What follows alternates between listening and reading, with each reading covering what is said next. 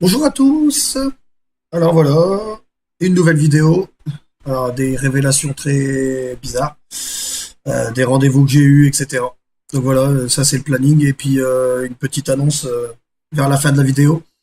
Pour ceux qui aimeraient manifester, j'ai eu une proposition sur mon groupe.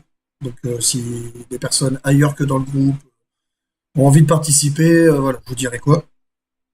Ça se passe le 5 mai. Voilà, donc je fais cette vidéo aujourd'hui pour vous annoncer des choses un peu bizarres. Donc, la première fois que j'ai fait une vidéo au sujet de problèmes que mes enfants avaient au niveau des... sur les histoires sexuées, en fait, ils avaient des comportements sexués. En fait, ce que j'ai appris, c'est que c'était complètement le contraire. Donc, je vous explique. Il y a quelques vidéos de ça. Je disais que j'avais été convoqué par la gendarmerie la première fois pour des accusations que mes enfants auraient dit des choses qui se seraient passées chez moi, soi-disant que mon fils aurait fait des dessins sur la zézette de sa sœur, etc. Enfin bref, donc, voilà, ça n'a pas été plus loin. Ensuite, il y a eu soi-disant mon fils qui aurait fait un bisou sur le sexe d'un autre garçon au foyer. Donc là, j'étais un peu choqué. Et finalement, c'est pas du tout ça. Donc j'ai été reconvoqué une deuxième fois par la gendarmerie et il m'avait expliqué donc l'histoire du zizi, etc. Et en fait, c'est complètement pas ça. Donc on est le 22 avril. J'ai été convoqué donc lundi. Aujourd'hui, on est dimanche, donc lundi dernier, il y a à peu près une semaine. Ils m'ont appelé en me disant voilà, on aimerait vous rencontrer pour parler du foyer, etc. Donc au départ, ils m'expliquent que c'est parce qu'il y a des problèmes au foyer, que plusieurs parents se sont plaints et que ils ont besoin de mon témoignage sur ce que moi j'ai découvert ou que j'ai, enfin bref, tout ce que je raconte aujourd'hui sur le foyer et qui va pas quoi. Les dépôts de plainte que j'ai déposés au procureur, etc. Qui n'a jamais rien fait, ça j'ai bien précisé. Et donc mardi, j'ai fait 93 km en train pour finalement entendre que, en gros, en fait, j'ai donc la plus grande, Léa, mon fils Enzo, et sa sœur juste en dessous, Shana, parce que Jenna n'est pas mis dedans, hein, la petite dernière, elle n'est pas mise dedans, mais Léa, Enzo et Shana auraient subi des attouchements ou j'ai bien dit aurait, hein, parce qu'il n'y a rien de sûr pour l'instant, mais aurait subi des attouchements ou des choses comme ça. En gros, un garçon, c'est à peu près l'âge de ma fille Léa, donc presque 12 ans, aurait été avec mes enfants dans une salle, avec d'autres enfants dans une salle. Apparemment, je sais plus ce qu'il faisait, apparemment regarder la télé ou je sais pas quoi. Donc, il aurait touché les seins de ma plus grande et il lui aurait fait des bisous sur la bouche. Il aurait fait des trucs avec ses mains sur le zizi de mon fils. Et pour Shana, on n'a pas de détails précis. Mais apparemment, il s'est passé des choses aussi. Si, pour Shana, le garçon serait monté dessus. Voilà, c'est les seuls détails que j'ai. Donc le gendarme, je lui ai expliqué que j'avais déjà fait au moins 8 dépôts de plainte au procureur de la République. Pas forcément pour ça, mais pour d'autres choses qui relataient des éducateurs et du foyer, et des éducateurs du foyer, que j'en avais marre d'envoyer des courriers au procureur et que ce procureur ne foutait rien. Ça veut dire qu'en fait, la seule réponse qu'il donne, c'est « je ne vois pas où je pourrais aller plus loin dans ce dossier. Pour moi, cette affaire est classée. » C'est la même réponse à chaque fois. Et je vous invite à vous rapprocher si vous voulez aller, si vous voulez faire d'autres choses, vers un avocat.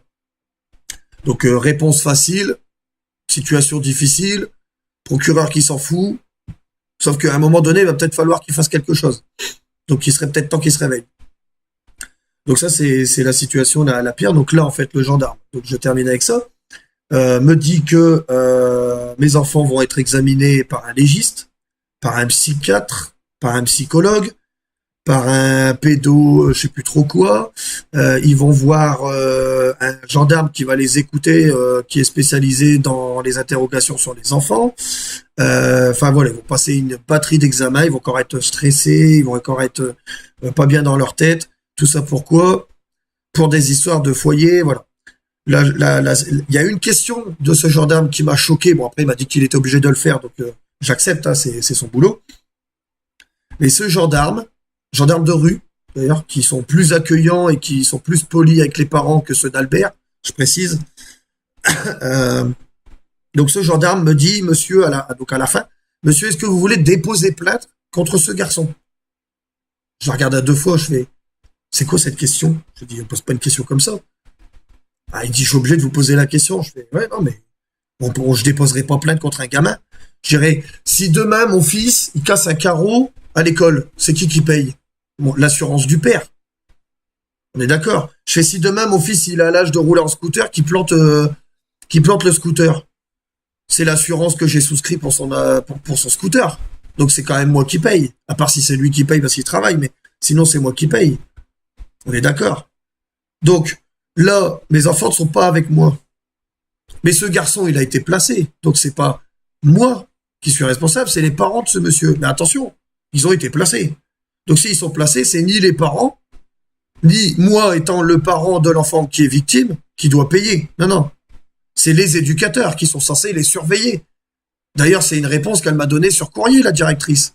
Elle m'a dit, nous surveillons les enfants, ne vous inquiétez pas, on fait ce qu'on doit faire pour que ça n'arrive plus. Écoutez, s'ils surveillent les enfants, je l'ai déjà fait dans plusieurs d'autres vidéos, comment mon fils a fait pour faire une fugue, comment mon fils aurait pu faire le truc avec le zizi, parce qu'apparemment c'est même pas le cas, mais comment il aurait pu embrasser le zizi d'un autre garçon puisqu'il les surveille. Enfin, je sais pas, chez vous, vous avez deux garçons, s'ils pensent à faire des choses bizarres, vous le savez. Vous le remarquez assez vite. Donc là, non. Eux, ils sont au courant de rien, ils savent rien, ils font rien, voilà. Et vous avez même des éducateurs qui vous appellent pour vous dire on va péter un plomb. Donc tout ça, je l'ai indiqué dans le dossier.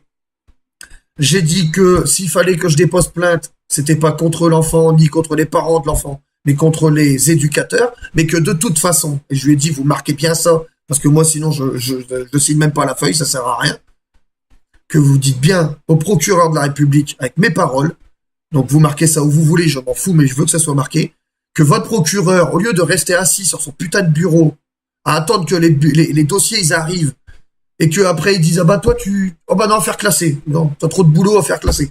Toi, oh, c'est pas intéressant non plus, voilà. Toi, tu t'es pris un coup de couteau, ouais, allez, de toute façon, c'est un mineur qui t'a mis un coup de couteau, on va pas le punir. Non, faut arrêter les conneries. Il faut qu'il se bouge le cul, ce procureur de merde.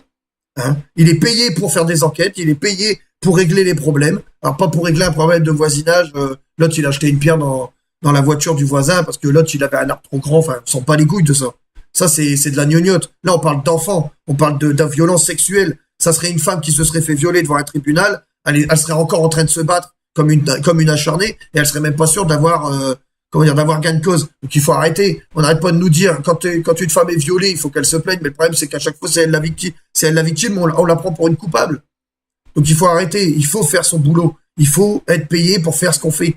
Là, il est payé à quoi faire ce mec. Parce qu'apparemment, moi je vois pas le travail qu'il fait. 8 fois je me plains, je suis pas le seul parent à me plaindre. Je sais que je suis pas le seul parent à me plaindre.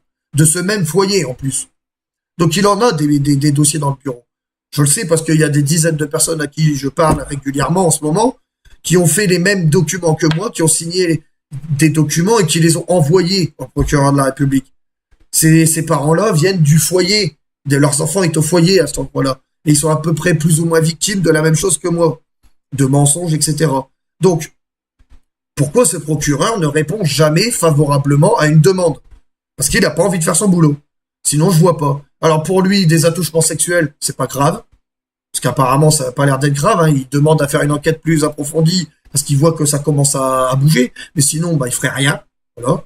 Parce que c'est à la demande du procureur que j'ai été convoqué.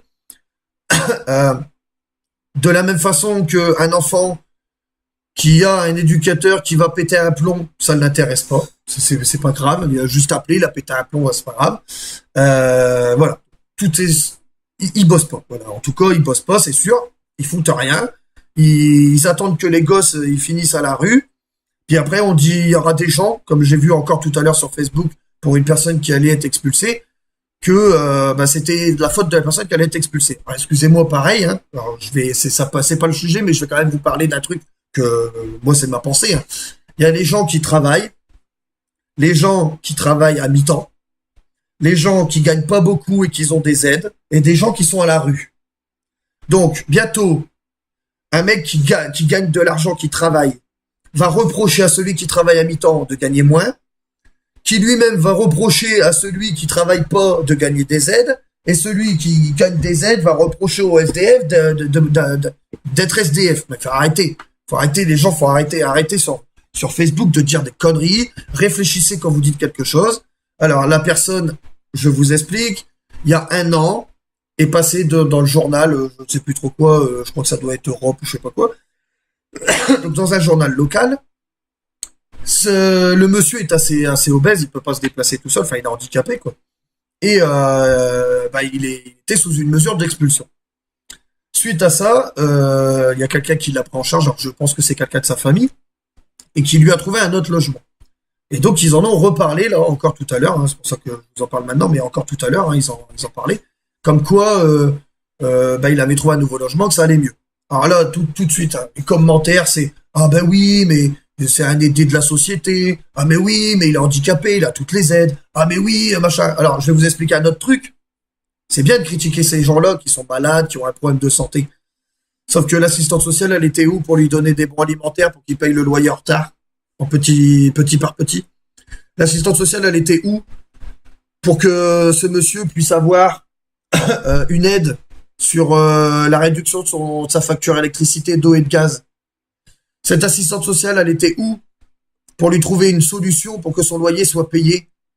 Et l'assistante sociale, elle n'est pas là pour faire des dossiers de surendettement. Voilà. Et il y a la CAF aussi qui peut lui donner une aide. C'est-à-dire qu'il fait un crédit à taux zéro. Un crédit à taux zéro et hop, il rembourse avec le crédit les factures en retard. Et puis, il rembourse petit par petit. Et pour finir, ce monsieur pouvait aussi avoir une curatelle. Que l'assistante sociale était là pour lui faire la demande. Donc voilà. Donc encore une fois, assistante sociale, zéro, pas présence. Là, il faut aller la voir parce qu'elle connaît la situation. Mais tant qu'on l'a pas appelée, elle va pas se déplacer. Donc voilà. Donc ça, c'est encore un sujet, voilà. Ensuite, j'ai un autre sujet. Alors, je suis tombé sur un post sur Facebook. Et là, on revient sur les enfants parce que ça parle de famille d'accueil. Qui m'a fait triper. Une famille d'accueil, donc une dame de famille d'accueil, a posté, alors dommage pour elle, parce que moi je suis atterri dans leur groupe, je vous avais peut-être déjà expliqué ça je crois une fois, mais j'ai atterri dans un groupe où il y a des assistantes sociales, des personnes qui travaillent à l'ASE, des personnes comment ça s'appelle, des personnes qui sont famille d'accueil, enfin voilà. Après il y en a plusieurs, c'est-à-dire qu'il y a l'ASE, qu'on est un menteur, mytho, enfin voilà. Il y a les compétents, mais il y en a très peu. Voilà. Et il y a les familles d'accueil. On a les familles d'accueil qui récupèrent des enfants ASE, qui travaillent avec l'ASE, et des familles d'accueil qui travaillent avec des associations. Il faut pas confondre les deux. Il y a la famille d'accueil avec les associations. Elle, c'est une association pour des enfants qui sont vraiment en difficulté. Par exemple, il y a la guerre dans un pays, on récupère un enfant qui vient d'arriver, je ne sais pas de où, de Syrie ou autre, et il a plus de famille, il a plus rien, il arrive chez nous. Bon, il y a une famille d'accueil qui va l'accueillir. Un enfant orphelin qui attend peut-être d'avoir une famille qui l'adopte, hop, on peut le mettre dans ces familles d'accueil, associations. Là, il y a d'autres possibilités. Ça, c'est les plus petites. Là, je vais vous parler surtout ASE. Donc, cette famille d'accueil là, qui parle en plus en privé, donc en privé, sans parler, hein, c'est un groupe privé. J'arrivais à me pénétrer dedans. Me demandez pas comment, j'ai répondu à des questions et puis ils m'ont quand même accepté dans le groupe et ils savent même pas que je suis pas assistante maternelle, assistante sociale ou je ne sais quoi. Donc je parle même pas dedans. Mais je vais quand même vous expliquer un truc. Cette dame a eu le culot d'écrire qu'elle gagnait par salaire 1500 €. Parce que là, tout va bien. En plus de ça, elle gagne 370,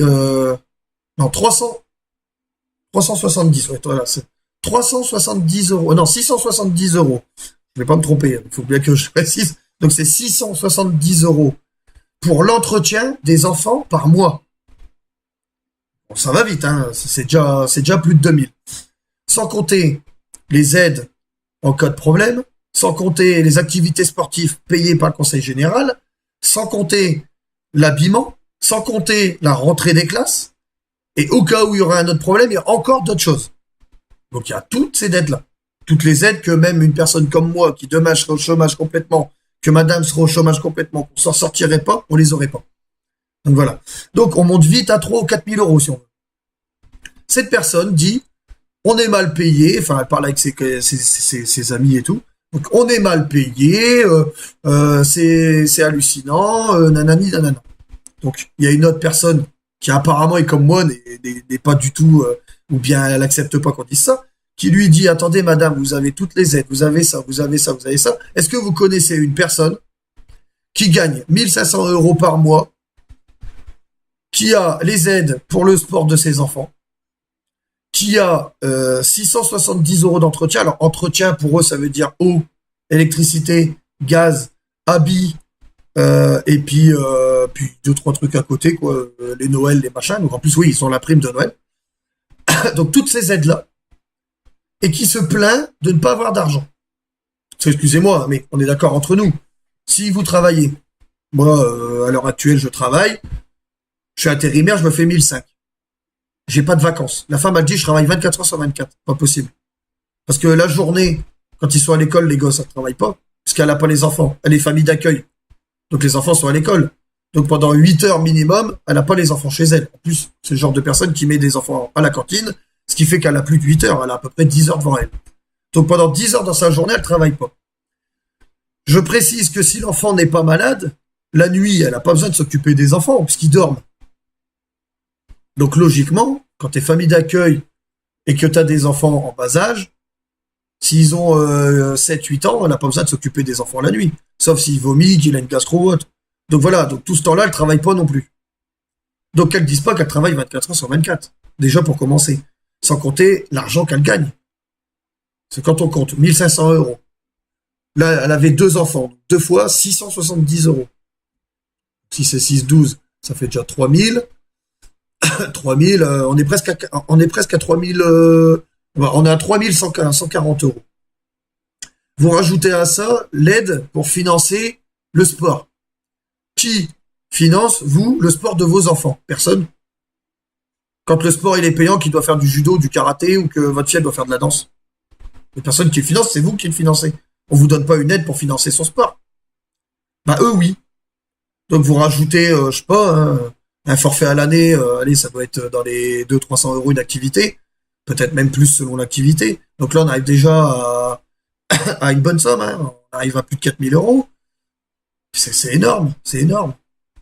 C'est énorme. Plus les aides, la rentrée des classes, machin. Alors, vous allez, pareil, hein, je vais vous le dire, hein, la rentrée des classes, si vous achetez que du matériel bas prix, de toute façon, ça fera peut-être même pas l'année, parce que le gamin, il joue avec son crayon, ça règle ou autre, donc il le casse, faut en racheter. Excusez-moi, mais les sous qu'on vous donne par la CAF, bah, on consomme pas tout.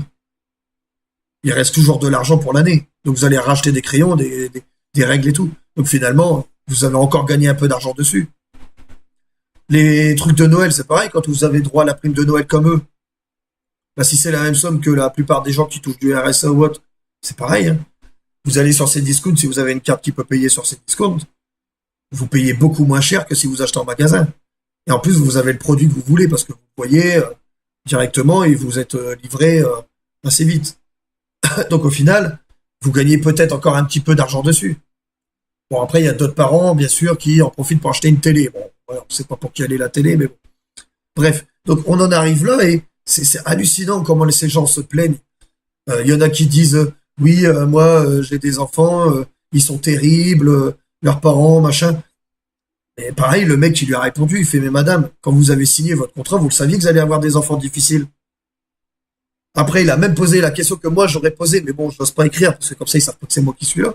Mais la même question. Ces gens-là, ils ont des enfants difficiles.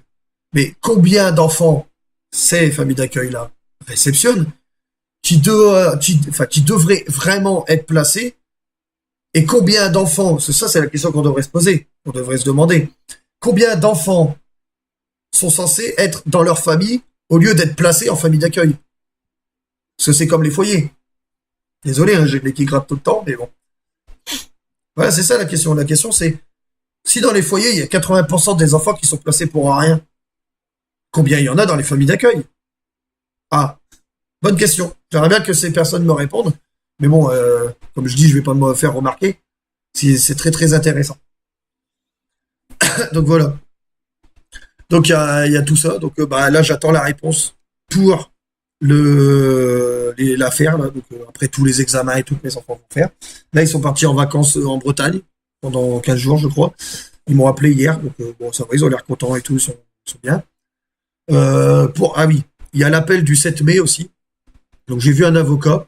Je vais voir mon dossier juridique le 25. Ensuite, j'ai un entretien avec le 25 avril. J'ai un entretien avec euh, comment dire avec l'avocate juste après. Et donc suite à ça, voilà. Par contre, j'ai fait un courrier parce que j'ai remarqué quelque chose sur le jugement qu'il y a eu au mois de janvier. C'est marqué avec ajustement possible, etc. Et en fait, mes demandes, c'est surtout d'avoir un droit de visite supplémentaire et si possible à domicile, avec ou sans accompagnement. Ça, j'en avais parlé dans la dernière vidéo. Et en fait, bah, je me suis rendu compte que ma demande en appel servirait à rien puisque c'est marqué avec ajustement possible. Ça veut dire que les éducateurs, qui me l'ont fait remarquer aussi d'ailleurs, peuvent prendre la décision de me donner un droit de visite supplémentaire si je le demande. Ça, c'est des limites, ça serait déjà acquis. Et par la même occasion, comment dire, pour le droit de visite à domicile, les éducateurs eux-mêmes en parlent déjà. Donc on attend la synthèse qui est annulée le 20 parce que la chef de service n'était pas présente. Donc ça se fera après les vacances scolaires de Pâques, donc début mai. Et donc bah, je me suis demandé si on n'allait pas l'annuler en fait l'appel. Et donc là j'ai laissé un courrier à mon avocate pour qu'elle me dise ce qu'elle en pensait. Et je lui laisse entièrement la décision, soit elle le fait, soit elle le fait pas. Et si elle dit oui, voilà, bon, j'espère que ça sera pas pour l'argent qu'elle dit oui, mais bon, voilà. Mais enfin voilà, je vois pas trop l'intérêt d'y aller, vu que au début il y avait un intérêt, mais à l'heure d'aujourd'hui il y en a pas. Donc enfin il y en a plus. Donc ça c'est à revoir. Donc c'est pareil. Donc là je vais vous parler d'une personne qui est venue dans le groupe, qui aimerait que le 5 mai, alors apparemment là, ces enfants qui sont placés et tout. J'ai pas encore l'histoire complète, peut-être qu'un jour on me la racontera en privé. D'ailleurs, je l'invite à le faire, comme ça je pourrais peut-être en parler par la suite. Mais donc cette personne aimerait, habitant à Paris, sachant qu'il y a des grèves des cheminots le 5 mai, elle aimerait réunir quelques personnes, voire plus de monde que prévu peut-être, mais ça c'est rare, parce qu'il y a rarement des gens qui veulent se déplacer. Pardon. Elle aimerait réunir des gens pour que ces personnes qui ont eu leurs enfants placés viennent manifester ce jour-là avec elle et avec d'autres personnes. Peut-être vous discuterez. Moi, je pourrais pas y être, hein, malheureusement. Je suis un peu trop loin. J'ai des choses professionnelles à faire. Donc je peux pas être présent. Mais ceux qui peuvent, ceux qui habitent dans le coin, ceux qui ont le courage de se déplacer sur Paris. Je connais un monsieur sur Facebook, pareil, qui a un groupe où il a eu 2 de ses enfants qui ont été placés. Donc lui, c'est pareil. S'il le désire, je lui ai envoyé un message. J'ai laissé un post sur son groupe. Il a fait des banderoles, des t-shirts et tout. Donc, très bonne idée. Donc s'il veut y aller, donc je vous donne le nom. Donc c'est Amélia avec un A majuscule. Rotar, R-O-T-A-R. Vous allez sur Facebook, vous marquez son nom. Et puis, ben, vous discutez avec elle si vous êtes intéressé, vous y allez. Vous y allez pas, ou enfin voilà. Je veux pas de méchanceté, attention. Hein. Je veux pas des gens. Il y en a certains, des fois c'est limite, mais il y a des gens qui des fois insultent ou autre. Non, là je veux pas de ça du tout. Si elle vient me dire qu'elle a été insultée, traitée comme de la merde ou autre, c'est clair et net que je serais pas content. Je serais pas content et je ferai plus ce genre de choses. C'est pas pour les gens qui, comme on dit, c'est des haters. Hein. Moi je fais ça pour les gens et les enfants. Qui vraiment ont eu un problème et ou ont un problème. Le placement abusif, ça relate du gouvernement, ça relate des droits de l'homme, ça relate des droits de l'enfant. Et quand on voit dans l'état où les enfants sont, quand ils sortent d'un certain foyer, je peux vous dire que là, leurs droits, ils ont été bafoués. Donc, je précise bien, je veux que des personnes qui sont correctes. Si vous dites « je viens », vous y allez. Pareil, vous dites pas je vais venir et puis au fait à la fin le jour même vous dites oh, non je vais pas de la merde j'ai pas envie. Non non, soyez si vous êtes sûr de vous allez-y. Moi je vous le dis, je pourrais pas être là, donc je serai pas là. Je travaille, je peux pas tout faire. Mais si vous ne travaillez pas ce jour-là, si vous voulez manifester, si vous voulez montrer que vous avez une force aussi, parce que vous avez le droit de parler, avec un peu de chance, il y aura peut-être des journalistes, vous pourrez peut-être les interpeller pour qu'ils prennent votre dossier en compte. Vous pourrez peut-être parler de votre histoire, dire qu'il y a eu des mensonges, dire ceci, cela, raconter votre histoire, et peut-être qu'un jour aussi, ils parleront de votre histoire à la télé. Parce que j'ai remarqué aussi beaucoup, c'est qu'à la télé, on parle beaucoup des enfants placés. Il y a eu un reportage il y a quelques temps ici sur des enfants placés qui étaient battus. Alors, peut-être qu'ils sont battus vraiment et que il faut les laisser dans le foyer parce qu'ils sont plus en sécurité là-bas. Je dis pas le contraire. Mais ça, c'est combien de pourcents? Voilà, c'est ça le problème. C'est combien de pourcents? Après, peut-être que ils voudront avoir quelques documents, quelques preuves, voir à votre avocat, parler avec l'ASE et tout ça pour avoir la version des faits de partout. Et peut-être qu'ils parleront de vous. Peut-être. Il y aura peut-être BFM TV qu'un jour ils se réveilleront pour parler de sujets intéressants et pas que de grève et de Johnny Hallyday. Voilà. C'est que des histoires de sous et c'est tout. Donc voilà. Donc, moi je vous invite. Donc c'est Amélia Rotard, R-O-T-A-R. R majuscule dans Rotard et Amélia A majuscule au début. Sur Facebook. Et je vais vous laisser là-dessus. Voilà, j'ai pas grand-chose de plus à vous dire, à part profiter du soleil parce que ça va pas durer. Ici, on a 30 degrés. Là, aujourd'hui, c'est encore un truc de fou. Et je vous referai une vidéo prochainement. De toute façon, normalement, c'est une par mois. Dès que j'ai des nouvelles, dès que j'ai des choses à vous dire, voilà. J'ai essayé de faire la vidéo où je vous parlais la fois dernière pour raconter les histoires d'un peu tout le monde, même si elles resteront anonymes.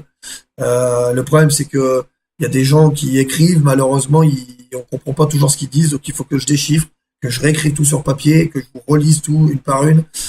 Il y en a, c'est compréhensible, mais il y en a, j'ai du mal. Donc, il faut que j'essaye de remettre tout ça à plat. Mais ça viendra, vous inquiétez pas. Toutes les histoires qu'on m'a racontées, plus ou moins, j'en ferai une grosse partie. Je vais en avoir déjà une bonne vingtaine. J'en ai 10 qui sont de côté et qui attendent. Voilà, mais il y en a une dizaine que je dois déchiffrer. Donc, je vous fais ça en allant, il n'y a pas de souci. Donc je vous laisse là-dessus. Je vous dis bonne fin de week-end vu qu'on est dimanche. Vous verrez pas cette vidéo le dimanche, mais c'est pas grave. Je poste cette vidéo normalement le 30, 31 ou 1er. Et voilà, il y a eu 37 abonnés. Donc merci à vous de vous abonner. Ça fait 4 abonnés de plus depuis début du mois. Et puis, il y a rien à dire de spécial. Je vous souhaite bon courage, de ne pas trop, voilà. Profitez un peu du soleil, réfléchissez, faites les choses dans l'ordre. Regardez mes autres vidéos. Il y en a certaines vers la fin. On m'a dit que c'était intéressant parce que j'expliquais, je donnais quelques conseils pour que ça se passe bien. Et donc, voilà. Donc, je vous remercie pour tout ça, pour vos conseils, pour vos visions, pour tout ça. Et on se revoit, ne vous inquiétez pas, sauf si je me fais écraser par un camion, mais normalement, ça ne devrait pas arriver. Et on se revoit vite. Voilà. Bon courage, bon week-end et à la prochaine.